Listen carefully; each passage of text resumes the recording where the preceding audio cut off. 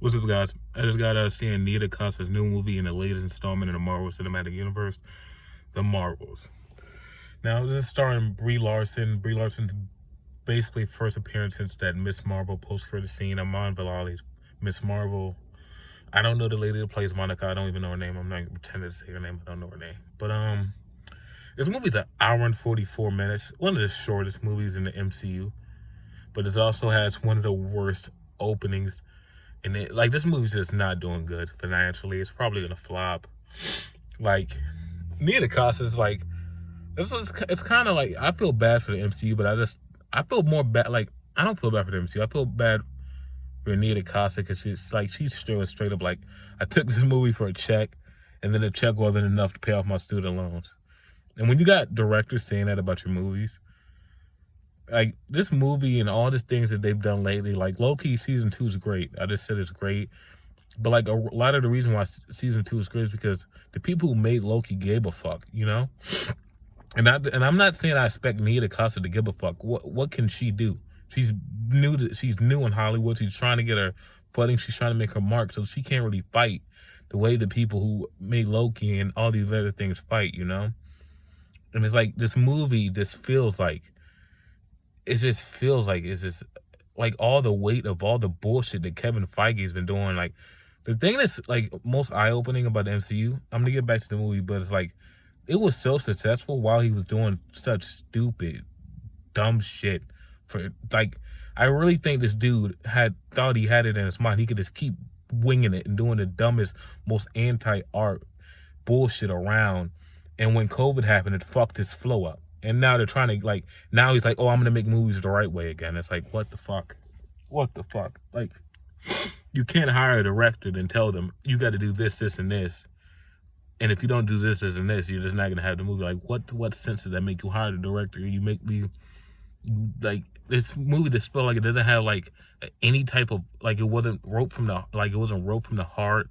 Like, none of the people there really believe in it just feels like it was just made so we can get to the next part, so we can get the Secret Wars, so we can get the King's Dynasty, so we can put all these fucking legacy characters on the screen and make it $2 billion, you know. Like, this movie on its own doesn't mean anything. It doesn't mean anything. I will never watch this movie ever again. I like the three girls. I like their chemistry together. I like Iman as Kamala Khan. I like Brie Larson as Captain Marvel. Even though, again, she's another one of those people. Like, she's like, the best way I can describe Brie Larson as Captain Marvel is Jordan Poole and the Wizards. These motherfuckers have their bag. They have their legacy. They don't fucking care. They're just there to get the check. Brie Larson's already won an Oscar. She's got the bag. She's 31. I think she's 31 or 33. And it's kind of just like, it feels like with these MCU movies, you got people involved who, like, everyone is just kind of going along with Kevin Feige's. Like, this is just going along with this, like, it just doesn't feel like there's love and there's passion in these movies anymore. And I don't think there ever was, to be honest.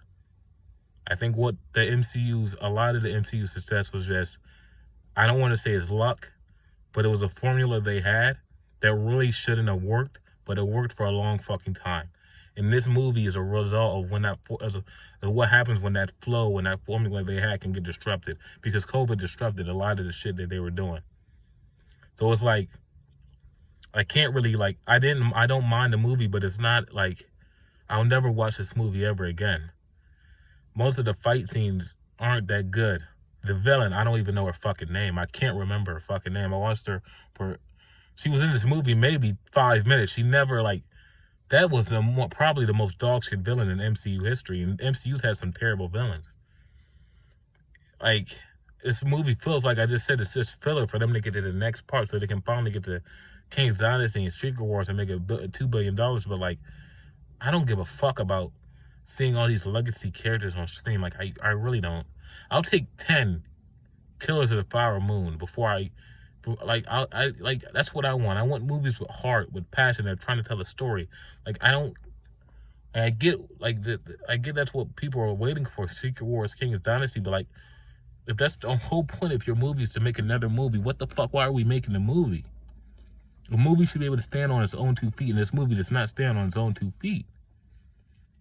It really has a beginning, And then I don't feel like this movie has an end. It has a beginning. From jump, there's this, like, it starts off running and it just keeps running, and then they roll the credits, but I don't feel like it ended. They start off running and they keep running, and then they roll the credits, and I don't feel like the movie ended. I don't feel satisfied. I don't feel like I came away caring about any of these people more than I did before I sat down to watch it. I just don't feel emotionally invested in anything I saw. I don't, like, as a viewer, I'm not really satisfied, even though I don't mind it, even though I don't even have any ill will against it. I don't even hate the movie, but I just don't care, and I don't feel satisfied. And after watching Loki season 2 and the finale, which I feel like I said is the most satisfying finale of all the Disney Plus MCU shows easily, but it's like I think the main thing missing in the MCU right now is like this, like, making movies to build up to something that's gonna happen in 2 to 3 years. That shit's gotta stop.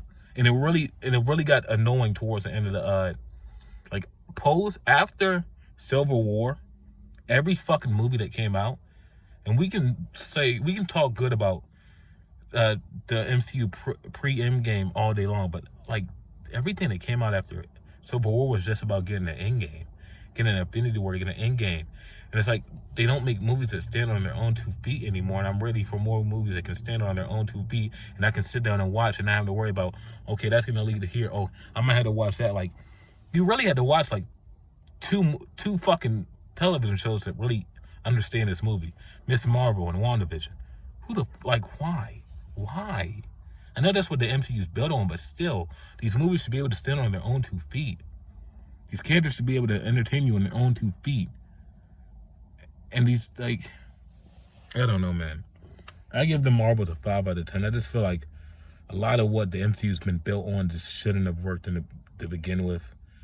And now we're in, like, a movie like this, shows like, I'm not going to say a show like She-Hulk. She-Hulk, that's a comedy. If you got a dog shit writer, it's going to be dog shit.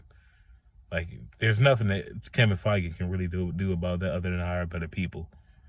And I don't think, and the person he hired, you can just hear the you can, like, when you read the articles and how she talks in the articles, that's just not a talented enough person that got a job like that. So I can't really put She-Hulk on it, but like a show like Hawkeye, like, they're gonna try to get us invested in this character. They bring in Vincent D'Onofrio, bring in his Kingpin, and it's like, it's like you're just doing shit for 6 episodes. You're calling it a television show, but it doesn't really feel like a television show. It's just. But then you have then they'll have things like Loki, and then they're gonna have Echo coming, and it's like, we're gonna see, like, I'm very confident Echo's gonna be good. I've been confident Echo was gonna be good ever since they announced the people that were involved. And the Echo trailer comes out, and everyone's like, "Oh my God, this looks so good." No fucking shit. He hired the people that write for Better Call Saul and Daredevil. He hired people that actually have talent. He hired the people that actually have vision and passion for the art. He didn't hire some fuckers off the street that think they know everything when they haven't, but have the credentials of nothing. He's hiring people that are in the positions to fight because they've been in this industry for so long. Fight for the things they believe in. Nia DaCosta, she's on her her second feature film. She can't fight for Kevin Feige and tell her, no, you got to do this and this and this. She needed that check to pay off loans. I can't expect her to fight the way that these filmmakers need to fight against Kevin Feige, need to fight against Disney, and need to fight against all this anti-art bullshit they keep doing. Like, they're trying to churn these movies out in a formula, and it's so tiring. And you can see it in this movie. Every, like, tiring thing that people have been sick of is just in this movie. It's like, oh my God, can y'all just cut the bullshit out and let people make real movies again? It's just so tiring. So, the Marvels, 5 out of 10. Hopefully the MCU can get back to making shit that people care about with passion and love, that you can tell it's written from the heart. But yeah, 9 out of 10. 5 out of 10. Peace.